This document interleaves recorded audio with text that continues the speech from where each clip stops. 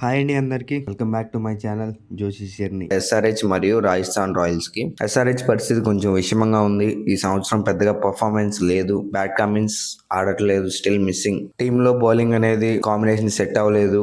ఏం చేయాలో ఎస్ఆర్హెచ్ కి అర్థం కావట్లేదు. పంజాబ్ మీద 200 కొట్టినా కూడా గెలవలేని పరిస్థితి. ఏం చేసిద్ది ఎస్ఆర్హెచ్? మహా కొడితే 250, లేదంటే 270 కొట్టిద్ది. ఈ బౌలింగ్ తో వెళ్తే ఆపోనెంట్ టీం కూడా చేసింగ్ చేసేటప్పుడు 270 కొట్టేస్తాడు. బౌలింగ్ లో పదును లేదు. అన్ఫార్చునేట్లీ బౌలర్స్ ఎవరు ఫామ్ లో లేకపోవడం దురదృష్టకరం. అంతే, ఇంక ఎస్ఆర్హెచ్ గురించి పెద్దగా మాట్లాడుకునేది ఏం లేదు.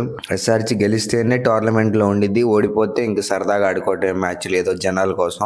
రాజస్థాన్ రాయల్స్ మంచి ఫామ్ లో ఉన్నారు, టేబుల్ టాప్ లో ఉన్నారు. ఇంతవరకు ఒకటి కూడా ఓడిపోలేదు. అసలు వాళ్ళు కొట్టే టీమే లేదని అంటే ఆడుతున్నారు. వైభవ్ సూర్యవంశీ గానీ, ఎస్ఎస్వి జైస్వాల్ గానీ, ఓపెనింగ్ పేర్ వాళ్ళకి చాలా బాగుంది. జోఫ్రా ఆర్చర్ గానీ, సందీప్ శర్మ గానీ, రవీంద్ర జడేజా గానీ బౌలింగ్ రూపంలో మంచిగా బతికిస్తున్నారు.